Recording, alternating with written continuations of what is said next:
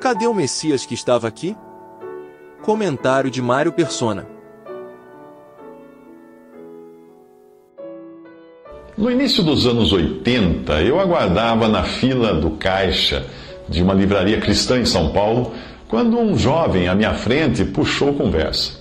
Ele tinha um LP de música cristã nas mãos e me contou que era judeu e tinha entrado ali só para comprar o disco para a brincadeira de amigo secreto na empresa. Uma colega cristã havia escolhido justamente aquele presente. A consciência do rapaz devia incomodá-lo, para ele ficar se justificando, tendo o trabalho de se justificar a um desconhecido como eu.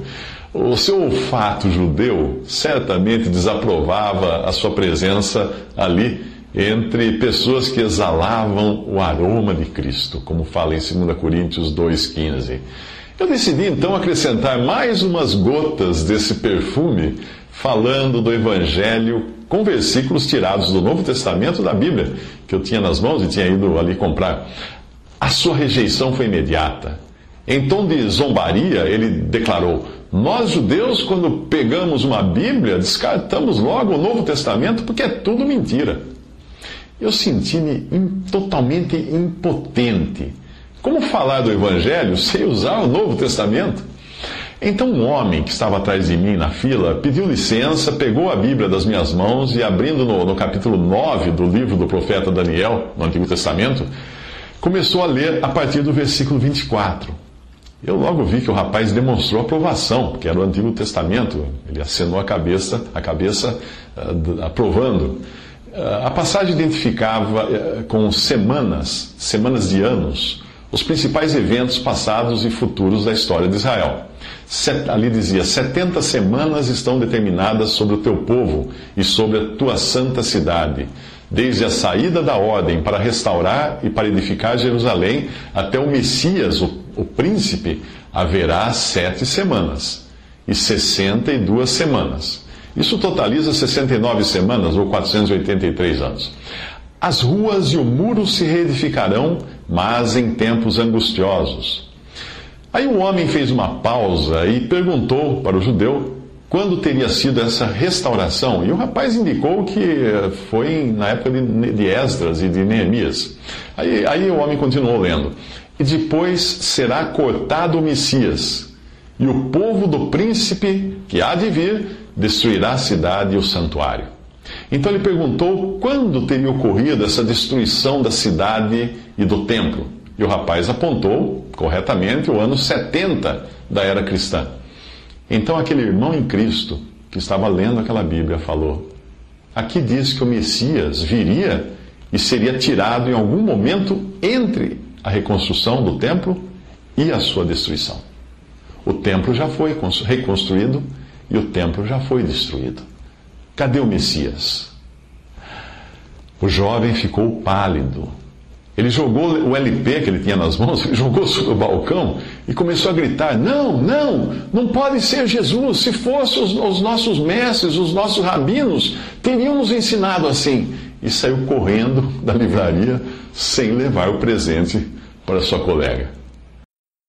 Jerusalém já foi cercada várias vezes e será novamente quando Cristo voltar. Apesar das semelhanças entre os textos, Lucas 21, de 20 a 24, fala da destruição do templo no ano 70 da era cristã, enquanto Mateus 24 fala dos eventos da última semana profética de Daniel 9. Esta começa com uma aliança do anticristo que durará uma semana. No meio da semana, ele dará fim ao sacrifício e à oferta. E numa ala do templo será colocado o sacrilégio terrível. Isso está em Daniel 9, 27 e é citado em Mateus 24, 15. Os 3 primeiros anos e meio dessa semana profética são o início das dores, como fala Mateus 24, 8. E os últimos 3 anos e meio, a grande tribulação de Mateus 24, 21. Jesus passava o dia ensinando no templo e ao entardecer saía para passar a noite no monte chamado das Oliveiras. Todo o povo ia de manhã cedo ouvi-lo no templo. Isso está em Lucas 21, de 37 a 38. E em Mateus 24, 3 diz que, após falar da destruição do templo, diz que Tendo Jesus se assentado no Monte das Oliveiras, os discípulos dirigiram-se a ele em particular e disseram: Dize-nos, quando acontecerão essas coisas e qual será o sinal da tua vinda e do fim dos tempos? A revelação da destruição do templo foi pública, foi feita no próprio templo. Mas as outras coisas foram ditas aos discípulos em particular no Monte das Oliveiras. A tríplice pergunta: quando acontecerão essas coisas? Qual será o sinal da tua vinda e do fim dos tempos? Em Mateus 24, 3, exige uma tríplice resposta. Lucas 21, de 8 a 24, mostra o que os discípulos sofreriam antes e depois da destruição do templo. A partir do versículo 25, o assunto é a vinda de Cristo para derrotar os inimigos e libertar os judeus convertidos no período de 7 anos profetizado por Daniel. O tema de Mateus 24 é diferente, é a grande tribulação, da qual os cristãos terão sido livrados pelo arrebatamento da igreja, descrito em 1 Tessalonicenses 4, de 13 a 18. Tudo em Mateus 24, de 13 a 22, tem a ver com Israel, não com a igreja, com Israel, que voltará a ser o testemunho de Deus na terra após a partida da igreja.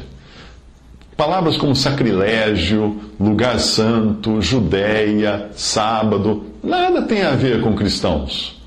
O evangelho do reino, que é mencionado ali, a ser pregado em todo o mundo, não é o mesmo evangelho da graça de Deus, que fala em Atos 20, versículo 24, que nós pregamos. E a expressão perseverar até o fim, também nessa passagem, não é para a salvação eterna, mas é para a sobrevivência do corpo, para não morrer. Os sobreviventes entrarão vivos no reino de 1000 anos de Cristo na terra, enquanto a igreja estará reinando com Cristo a partir do céu. Se você já se converteu a Cristo, não adianta, não adianta procurar, que você não vai se encontrar nesta fotografia. Se não se converter logo, imediatamente, poderá estar entre os que serão levados pela morte, como quando veio o dilúvio e os levou a todos. Mateus 24, 37 a 41. Jesus fez apenas um milagre para amaldiçoar ao invés de abençoar. Vendo uma figueira à beira do caminho, aproximou-se dela, mas nada encontrou, a não ser folhas. Então lhe disse: nunca mais dê frutos. Imediatamente a árvore secou.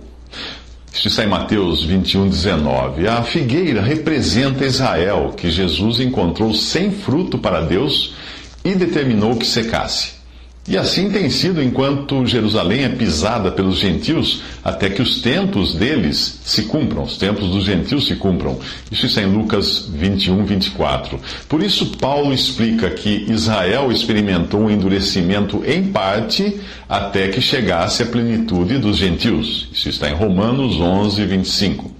Apesar da volta dos judeus à sua terra, o tempo dos gentios interferirem na terra deles ainda não chegou ao fim.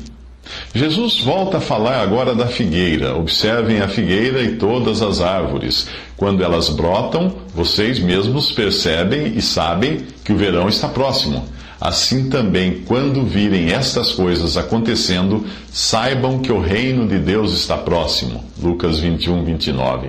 Brotos e folhas dão uma aparência de vida às árvores, porém de nada valem se não existir fruto. Assim tem sido desde 1948, quando foi fundado o Estado de Israel, não apenas com a figueira, mas com todas as árvores. Nos últimos anos, a Israel renasceu graças à capacidade do seu povo, e o petróleo fez com que as nações vizinhas passassem de tribos nômades a potências com influência global. Mas nada de fruto para Deus. Quando Adão e Eva caíram em pecado, cobriram a sua nudez com aventais de folhas de figueira. Assim está Israel hoje, com seus aventais de folhas, e nenhum fruto para Deus.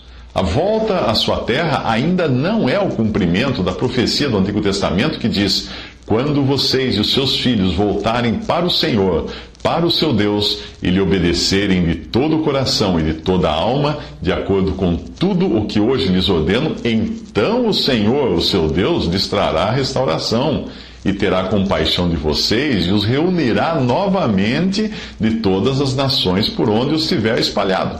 Ele os trará para a terra dos seus antepassados, e vocês tomarão posse dela. Deuteronômio 30, de 2 a 5. Os judeus voltaram para a sua terra, mas não para o Senhor. A sua inimizade contra Cristo permanece a mesma de há 2000 anos. A promessa de restauração é ainda futura, quando um remanescente se converterá em meio à grande tribulação e 2/3 da população daquela terra perecerá. Isso está em Zacarias 13, de 8 a 9. Na terra toda 2/3 serão ceifados e morrerão. Todavia a terça parte permanecerá. Colocarei essa terça parte no fogo e a refinarei como prata e a purificarei como ouro. Ela invocará o meu nome e eu lhe responderei: é o meu povo.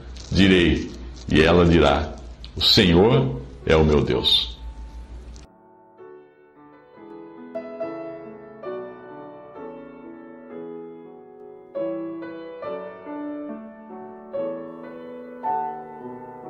Visite Respondi.com.br. Visite também 3minutos.net.